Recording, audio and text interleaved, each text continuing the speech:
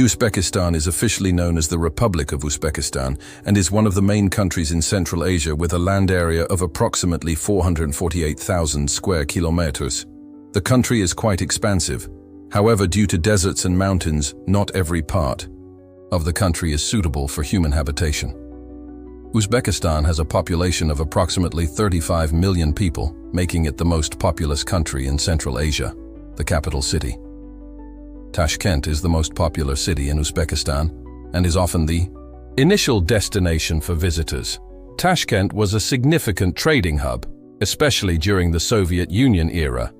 It was the second most popular Soviet city after Moscow and St. Petersburg. Today, it is home to approximately 3 million residents. Uzbekistan does not have a coastline along any sea but has several lakes and rivers within its borders.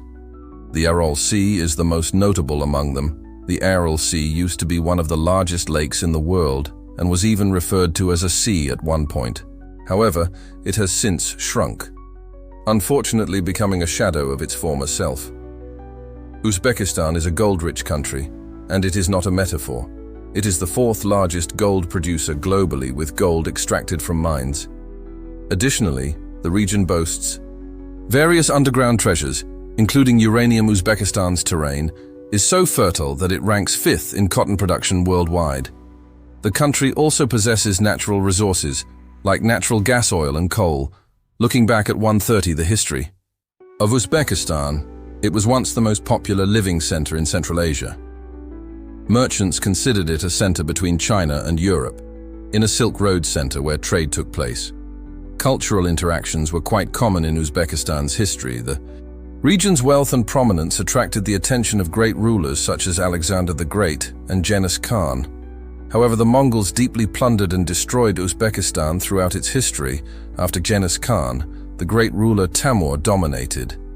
The region Emir was an art and culture enthusiast, and he brought scholars and philosophers from many parts of the world to Samarkand to ensure the development of culture in the region. During Timur's reign, significant Islamic schools were constructed in Uzbekistan, such as the Ragan Maids in Samarkand, which are recognized by UNESCO as the first mosques built in Central Asia. Today, the Islamic atmosphere in the region is preserved in all its glory. Uzbekistan gained full independence in 1991, following the dissolution of the Soviet Union, and the people of Uzbekistan take pride in their culture and history. In addition to the capital Tashkent, Uzbekistan is home to other popular settlements like Bukhara and Samarkand, which are located in Central Asia. Uzbekistan shares borders with Afghanistan and Turkmenistan to the south, Kyrgyzstan and Tajikistan to the east, and Kazakhstan to the west and north. Most nationalities can enter Uzbekistan for tourism purposes without encountering visa issues. However, if you plan to stay for an extended period or work in Uzbekistan, you'll need to obtain a residence permit and a work permit. It's essential to learn the official language USC. If you intend to live in Uzbekistan, USC and Russian are the two widely spoken languages in the country. Furthermore, over 90% of the population adheres to Islam. Therefore, we can characterize Uzbekistan as a Central Asian state that has embraced Islam. Despite being a modern country, it values freedom in matters of clothing and belief. Unlike Arab culture, Uzbekistan is more inclined towards the culture of societies like Kazakhstan and Russia. Many people perceive Uzbekistan as unsafe due to its proximity to places like Afghanistan. However, it is actually one of the most livable countries among the Central Asian nations. If you have American dollars, you can practically establish your own kingdom in Uzbekistan, since the power of money opens many doors here too. When you exchange even $100 in Uzbekistan, you'll receive stacks of USC sums when you visit Uzbekistan. The first things that will catch your attention are its bazaars, markets, and bread. You can find different types of bread with unique flavors that you might not have tasted before. The good thing is you can easily buy these beautiful breads for about $1 each. Yes, bread is cheaper in Uzbekistan than in Europe, since the country's food culture is mainly centered around meat. Getting meat here is also extremely affordable. For example, when you visit Uzbekistan, you can enjoy a high-quality shish kebab for just $3 at the markets. What's even better is that the vendors offer free samples of their products as soon as they make eye contact with you. This shows that they are confident in the quality of their products and aim to attract customers by offering these samples. USC people are known for their hospitality and friendly nature, and the marketplace is similar in size and appearance to those in Mongolia. When strolling through the bazaars, you will not notice people's eyes shining, and they will genuinely smile at you. You can see the sparkle in their eyes and feel their warm and welcoming nature. However, while exploring Uzbekistan, you may encounter individuals who might try to scam you. Knowing that you are a tourist and not familiar with the place, it is not fair to attribute this solely to Uzbekistan, as cunning individuals exist almost everywhere in the world. For example, they may charge you 3 times the regular price for a taxi or pose as officials at the end entrances to museums in places like Bukhara and Samarkand, which are free and demand entrance fees in souvenir shops. Some may tell you prices that are much higher. Then they should be playing tricks with your mind. Therefore, it is advisable to stay alert and be cautious when visiting a country.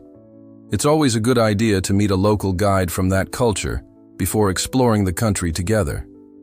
If you have a local person with you when you visit Uzbekistan, you are less likely to be taken advantage of. However, if you are a tourist, locals will approach you with joy and friendliness. Regardless of your nationality or ethnic identity, they will want to host you, feed you, and make you feel at home. Their cuisine is known for meat dishes served with rice, and they drink tea throughout the day, especially black and green tea with lemon or other flavors. HSE meat and kumis are also popular if you visit the capital Tashkent and speak Russian. You can easily make friends and integrate into USC society, since many people there speak Russian in their daily lives. However, take note that the climate can be extremely hot and humid, especially in the middle of summer in cities like Tashkent, Bukhara, and Samarkand, where temperatures can exceed 50 degrees C. If you're planning to visit Uzbekistan, I would suggest doing so between August and November. Despite the scorching temperatures, you can enjoy a variety of nuts and fruits at reasonable prices. Uzbekistan's historical heritage, shaped by the Silk Road, attracts many tourists, especially those who love architecture and photography. The heat might not matter much to you in this case. In cities like Bukhara, Tashkent, and Samarkand, life doesn't come to a halt in the evenings.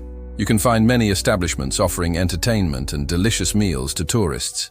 For instance, while dining at a restaurant, you might suddenly see USC dancers performing their unique dances in the square. The traditional costumes they wear sparkle brightly, and their dances are graceful and unique to Central Asian culture. There are no restrictions on alcohol in Uzbekistan, so you can consume it at nightclubs or other venues as you wish. People in Uzbekistan love to have fun, and nightclubs, especially on weekends, are packed to the brim.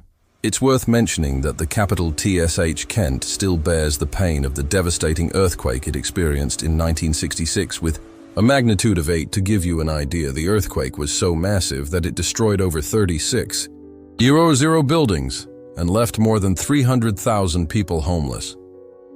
The earthquake was so powerful that even the aftershocks that followed, measured 7 in magnitude. Survivors of the earthquake described the experience of living in the city as being on the back of an angry camel. However, with substantial aid from the Soviet Union, Tashkent was eventually rebuilt and transformed into a more beautiful and modern city, complete with a metro system. Thank you, and watch the complete video now about one of the most beautiful places in the world, Finland.